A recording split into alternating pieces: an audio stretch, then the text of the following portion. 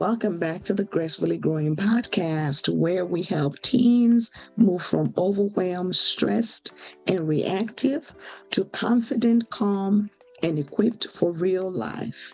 Hi, I am Dr. Kemi, educator, author, speaker, podcast host, and your gratitude advocate, as well as I am mom to a soon to be 14-year-old. Yes. Today we're talking about something every teen, parent, educator has seen happen. A smart teen that makes a not so smart decision. And everybody's standing around like, wait, you knew better. And let's be honest. Sometimes teens do things and adults immediately say, "What were you thinking?" But here's the real question. Were they thinking clearly? Because there's a difference between being smart and making wise decisions in the moment. A teen can make good grades, be talented, be responsible most of the time, and still make a choice that leaves everybody confused, including the teen themselves. But before we go on, we have a little bit of a celebration. Thank you, 2,400 subscribers. I am so happy that you're here. I am so honored that you have chosen to follow me and to subscribe to our Gracefully Growing podcast channel and to become part of our Gracefully Growing family. Now, if you're watching me and you have not clicked that subscribe button, I know you want to. What are you waiting for? Go ahead, click that subscribe button. Make sure that you share. Make sure you turn on your notification bell so that you do not miss a new episode. I drop new episodes every Monday. Also, I want to personally invite you to join my free Living with Grace school community. It is a space for teens who want to grow, reflect, build confidence, and learn how to handle life without feeling overwhelmed all the time. And it is also a space for your parents too. If you're ready to go deeper, my Living with Grace course walks you step by step through how to build emotional resilience, confidence, and clarity for life after high school and beyond. Now, go ahead and grab a notebook. By now, you should have a notebook if you've been following me for a minute. But if you do not have a notebook, grab a journal. If you don't have your journal, open the Notes app on your phone. Now, if you're looking for a great journal to help you on this journey, be sure to grab a copy of my Affirmation Gratitude Journal that is available on Amazon, and a link to my Amazon store will be posted in the show description. Also, a link to my school, my personal invitation to the school will also be posted in the show notes and also will be a pinned comment on this episode. Let's talk about why smart teens make bad decisions. And more importantly, how to change that using my Living with Grace framework. For those of you who are unfamiliar, GRACE stands for gratitude, reflection, affirmations, connection, and empathy. And by the end of this episode, you will have a simple way to pause, think, and choose better, even when pressure, emotions, people, and the environment are pulling you in the wrong direction. Let me tell you the truth. Smart does not mean perfect. That's where we're going to start. Being smart does not mean you always make the best decisions. Smart teens still procrastinate. I know, I have one. Smart teens still talk back. Sometimes. Smart teens still send the text they should have deleted. Smart teens still follow the crowd. Smart teens still let emotions take the wheel. Because decision making is not just about intelligence, it's about emotional control, self awareness, your environment, pressure, and practice. A teen can understand the consequences of a bad decision and still choose that bad decision in the moment because something else is louder. Pressure gets loud, fear gets loud, embarrassment gets loud, anger gets loud, wanting to fit in gets loud, wanting to be liked gets really loud. And sometimes wisdom is sitting in the back seat like, excuse me, can I say something? But emotions are driving. Peer pressure is in the passenger seat, and impulse control is somewhere in the trunk looking for its shoes. That's why we need tools, not shame, not lectures, not you should have known better. Let's talk about why teens make bad decisions. I'm going to explore 4 big reasons smart teens make choices they later regret. Reason number 1, pressure.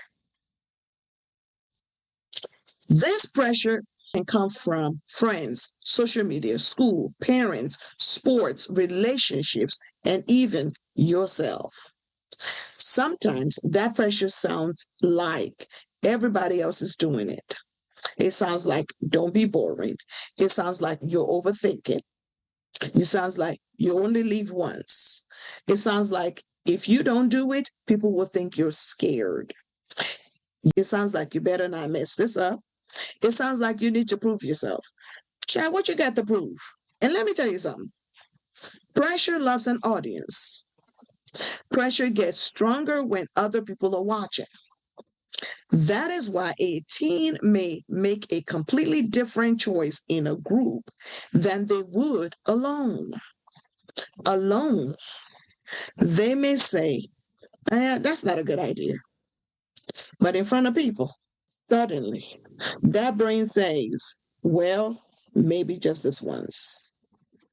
That just this once voice is sneaky. It wears a hoodie and carries bad ideas in a backpack. Big reason number 2 why smart teens make bad decisions. Emotions. Teen emotions are powerful. Anger makes you react. Embarrassment can make you hide. Sadness can make you shut down. Excitement can make you ignore consequences. Fear can make you follow the crowd. Stress can make you give up before you even try. But here's the truth emotions are not bad, emotions are signals. But emotions should not always be the boss. Your emotions are not the boss of you. When your emotions are in charge, you may say things you do not mean, post things you should not post, quit things too quickly, or make choices just to feel better in the moment. And usually, the feel better now choice creates a deal with consequences later situation. That's not a vibe that we want. Reason number 3 why smart teens make bad decisions. Environment. Your environment affects your choices more than you think. Who you hang around matters. What you watch matters. Who you listen to matter. What you listen to matters. What spaces you stay in matters. What you normalize matters. If you're constantly around people who laugh at disrespect, avoid responsibility, gossip, create drama, and make poor choices look cool, eventually your standards can start shifting. Now, this is not going to happen all at once. It's going to happen little by little. Because then you start saying, it's not that serious. That's how we joke. Everybody does that. I didn't think it was a big deal. But your environment can either pull you forward towards your future or pull you away from your future. That is why you have to ask yourself, is this environment helping me become who I say I want to become? I know that is a question that will clear the room. Number 4 reasons why smart teens make bad decisions is the need to belong. The sense of belonging or the need for belonging is a big one. Because the serious truth is this: most teens do not wake up saying, today I want to ruin my reputation and stress out every adult who cares about me. Most bad decisions are connected to a need, the need to belong, the need to be seen, the need to be accepted, the need to feel powerful, the need to escape stress, the need to feel in control, the need to avoid rejection. So instead of only asking, why did I do that? Ask instead, what need was I trying to meet? That question builds self-awareness for teens. Because once you understand the need, you can find a healthier way to meet that need. I'm going to provide you with some scenarios, like I always do. And I want you to listen. And what I want you to do is, I want you to put a 1 or 2 or 3 in the comment if you see yourself or you see your teen in any of these scenarios. As you know, I always go back to the group chat. So the first scenario is the group chat disaster. You're in a group chat. Somebody starts talking about another student. At first, you're just reading. Then somebody says something funny. Then somebody sends a screenshot. Then somebody tags you and says, what do you think? Now you feel pressure. You do not want to seem boring. You don't want them to say you're acting brand new. You do not want to be the next person they talk about. So you type something. You hit send. And 5 minutes later, your stomach drops. Because now there's a screenshot of what you said. Congratulations. Your thumbs just created evidence. That's why we need a pause. Before you send, ask, would I be okay if this was shown to a parent, a teacher, a coach, or the principal? If the answer is no, do not send it. Your future self is begging you to use the delete button. Scenario number 2, the emotional reaction. A teacher corrects you in class. Maybe the teacher's tone was not great. Maybe you felt embarrassed. Maybe people laughed. Now your face gets hot. Your heart starts racing. Your brain says, do not let them play with you. So you react. You snap. You say something smart. Now the whole situation becomes bigger. Here's the thing. While you may have had a valid reason and a valid feeling, the reaction created a new problem. That is emotional hijacking. Your feelings jumped in the driver's seat and said, I've got this. No, feelings, you do not got this. That's why we practice calm responses before we need them. So I want you to practice this with me. I hear you. Can I talk to you after class? I need a second to calm down.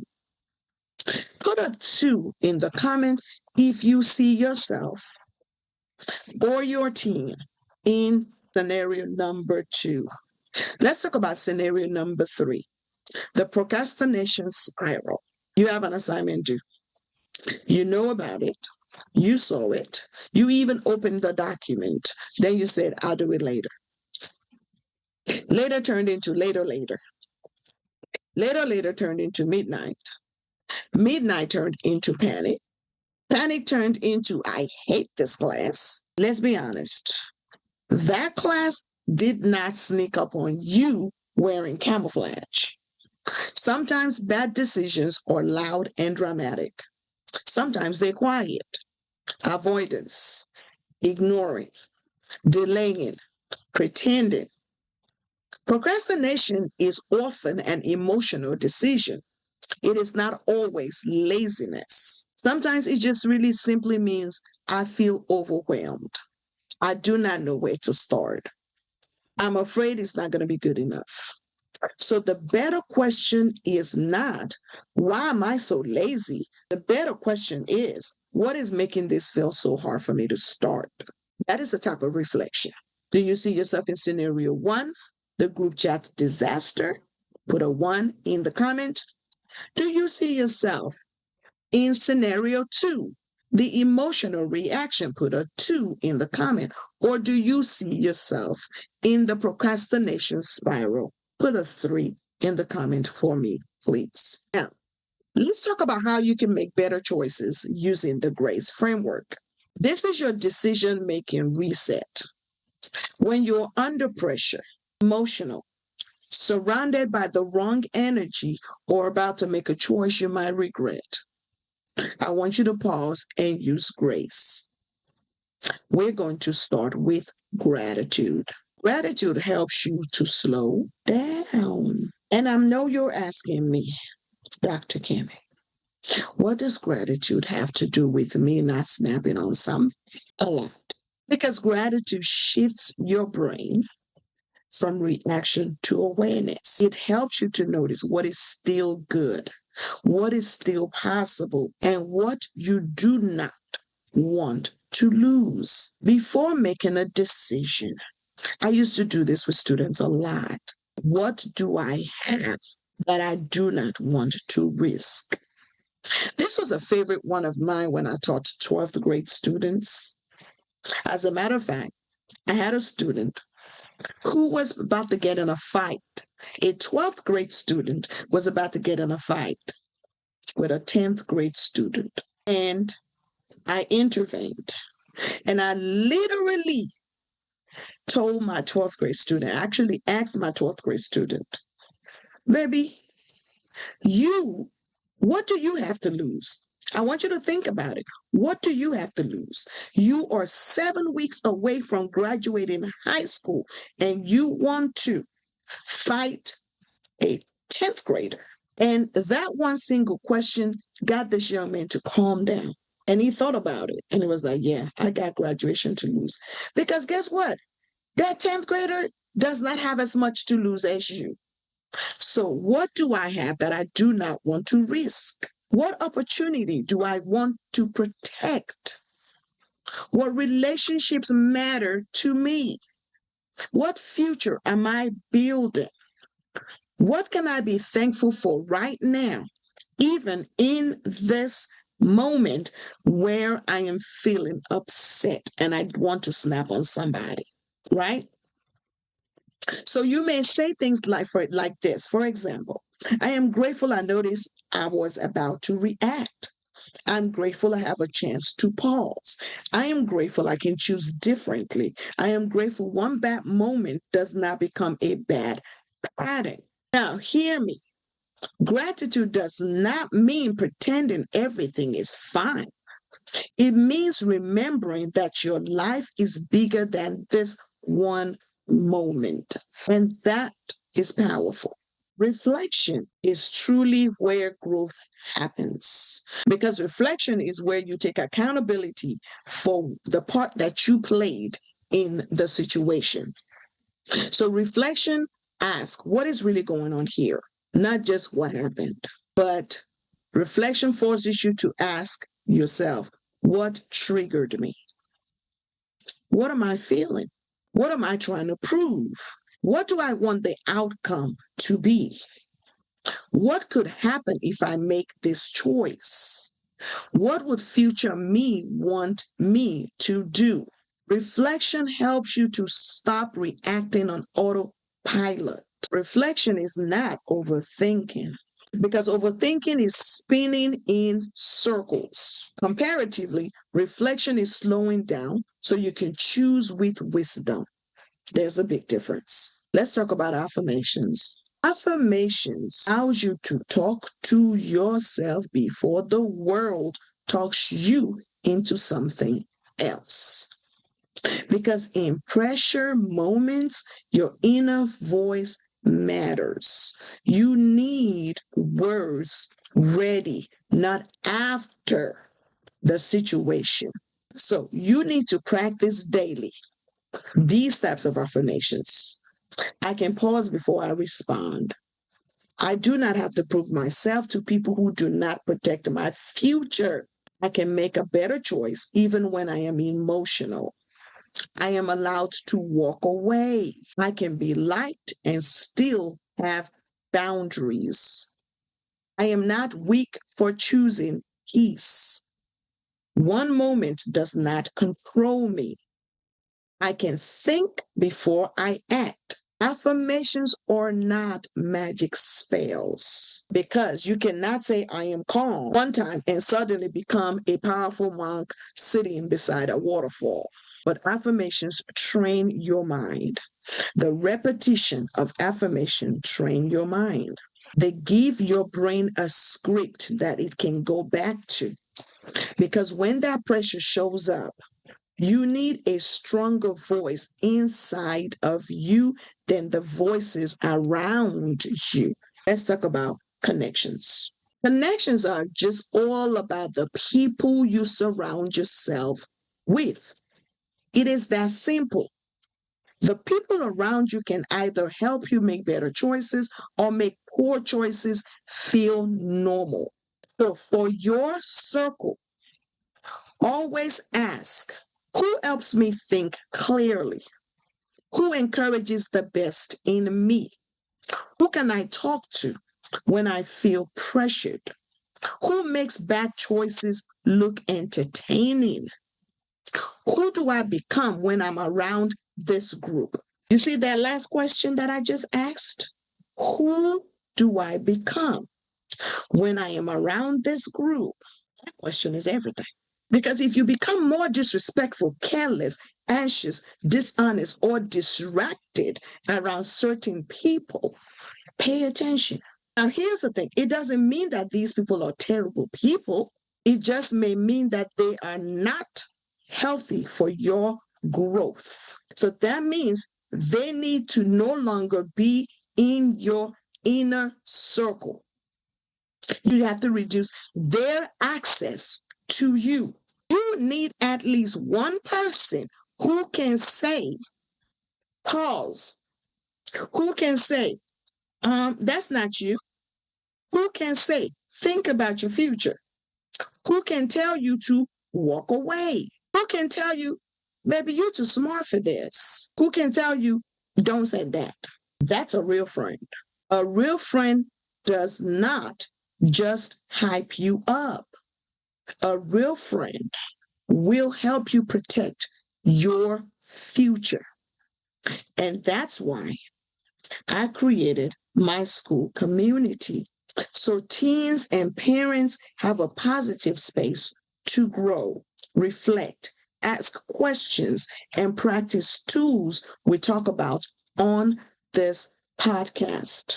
Because growth is easier when you are connected to the right support. Let's talk about empathy, which is all about understanding yourself and others. But today I'm going to cover empathy in two parts. I'm going to cover empathy for self and I'm going to cover empathy for others. So empathy for self sounds like I made a mistake, but I can learn from it. It sounds like I'm overwhelmed, but I can choose better next time. Self-empathy sounds like I am growing. It sounds like I do not have to shame myself to improve. Now let's talk about empathy for other people. And you want to ask yourself these questions. How might my choice affect someone else? How would I feel if this happened to me? What does this person need from me right now?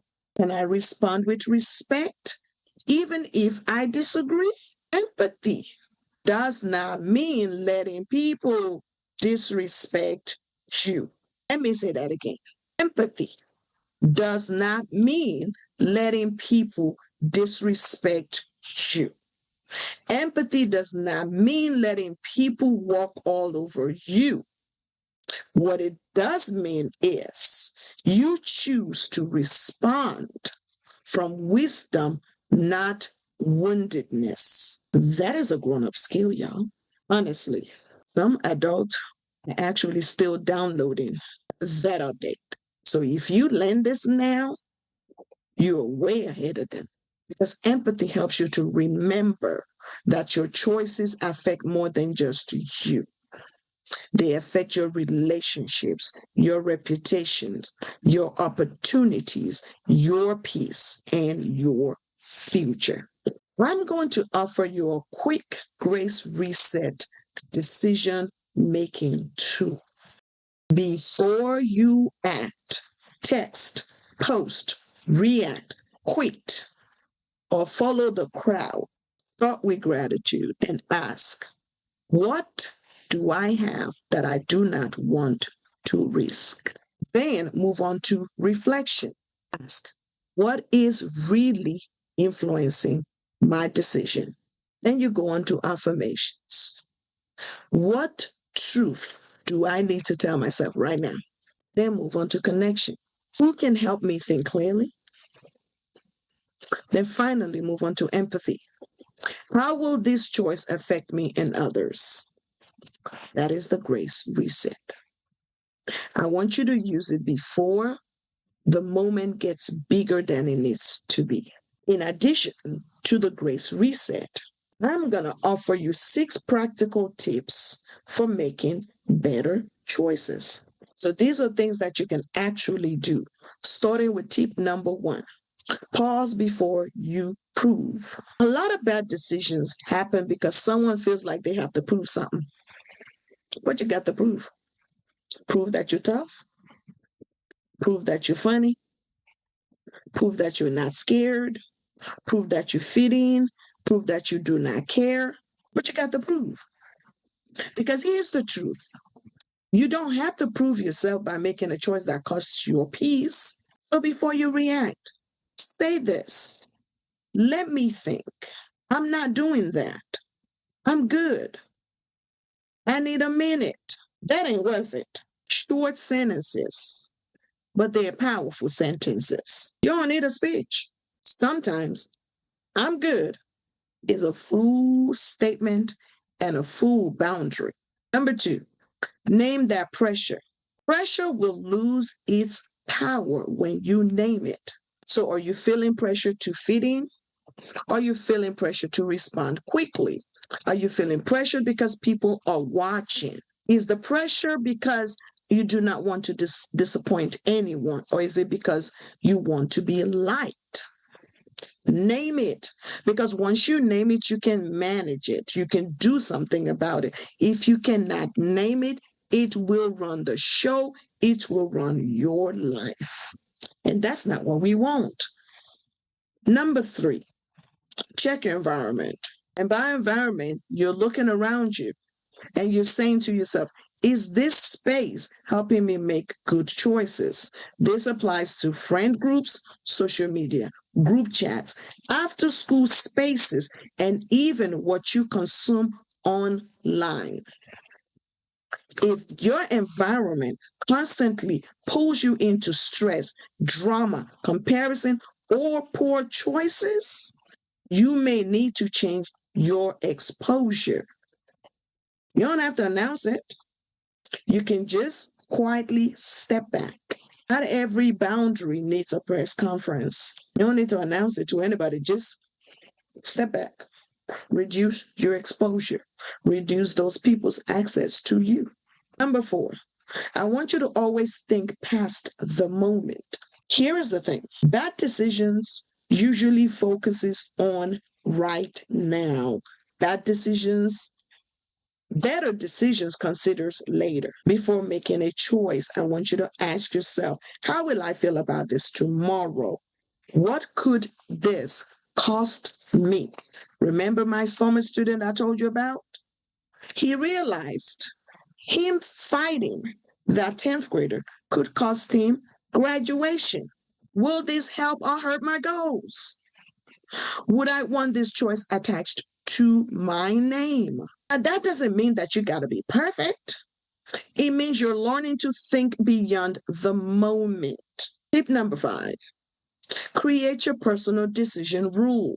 A decision rule is something you decide before that pressure shows up. It's kind of like your personal, what's the word I'm looking for? It's kind of like your personal code of ethics. You would say things like, I do not post when I'm angry. I do not respond to disrespect with disrespect. I do not make big choices when I'm overwhelmed. I do not follow a group into something I know is wrong. I pause before I send. I ask for help when I feel stuck. These are your personal decision rules because they protect you. So that when the argument gets or when the moment gets emotional, you don't have to invent wisdom from scratch. You already have a rule that governs you. My favorite rule is I walk away. If I get an email that upsets me, I type it in draft, go back and read it, and decide, do I need to send it? Because here's the thing, when you pause and you put things in draft, you may not feel that same way in 24 hours. Number 6, practice your exit. Because sometimes the best decision you can make is for you to leave the situation. Just simply say, I'm about to go. I'm not trying to be a part of this. I'll catch y'all later. I need to finish something. My parent is calling me. These are phrases that you can use. Listen, I'm not above a good exit strategy. Sometimes I have to go. Has saved generations of teenagers. Use what works. Protect your peace. Really, honestly, protect your peace. Now, y'all, I want to talk to the parents and the caregivers and any educator listening to me today or watching me. When teens make poor choices, correction is important. Connection matters too. If every mistake a teenager makes turns into shame, teens may hide instead of grow. So I want to offer you some questions to ask them. What was happening before you made that choice? What were you feeling? What pressure were you under? What did you need in that moment? What can you do differently next time? How can I support you while I still hold you accountable?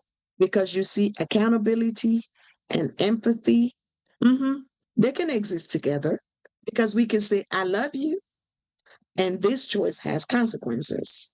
I believe in you, and we need to talk about what happened. You're not a bad person, but this was not a good decision. Let's build a better plan for next time. You see, that I love you and this choice has consequences, I've always used that with my son. I've always reminded my son, he is not the behavior, he is a person that did something that I did not approve of, right? Or that I do not agree with. And that thing has consequences.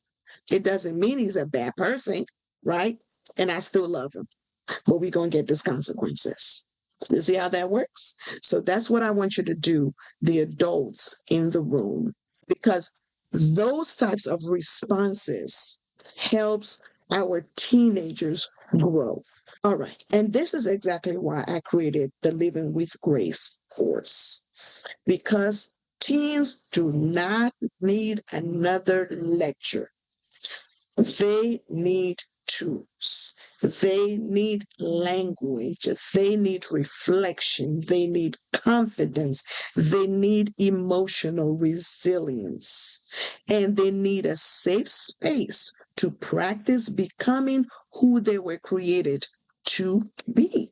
Inside the Living with Grace course, I help teens learn how to manage stress, build confidence, handle emotions, strengthen decision making, and navigate real life situations with more clarity and self control. And when you join, you also get access to my school community where we continue to come where we continue the conversation with encouragement, challenges, reflection prompts, and support for both teens and parents. So if this episode made you think, my teen needs this, or I need this for myself, go ahead and join us.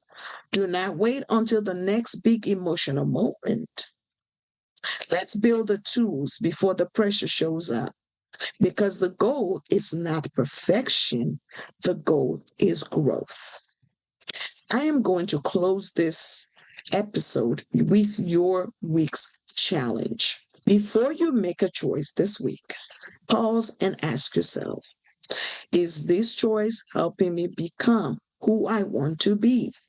That one question can shift everything. And here is your journal prompt for the week. What is one decision I made recently that I can learn from without judging myself? Write about what happened, what influenced your choice, and what you can do differently next time. Because remember, you are not your worst decision. You are not stuck in old patterns. You can learn, you can pause, you can choose differently, and you can grow with grace. I want to thank you for listening to this episode of the Gracefully Growing Podcast. I am Dr. Kemi, and I'm reminding you to give yourself grace, but do not use grace as an excuse to say the same. Use it as fuel to grow. So until next time, stay growing, stay graceful, and know that you got this. And I am cheering you on.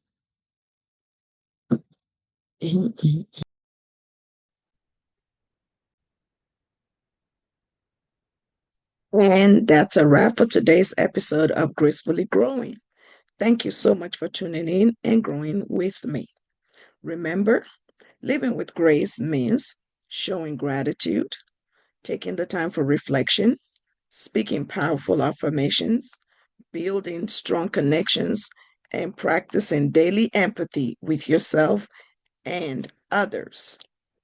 If today's episode gave you something to think about, inspired you, or made you smile, don't forget to like, share, and subscribe so you never miss an episode.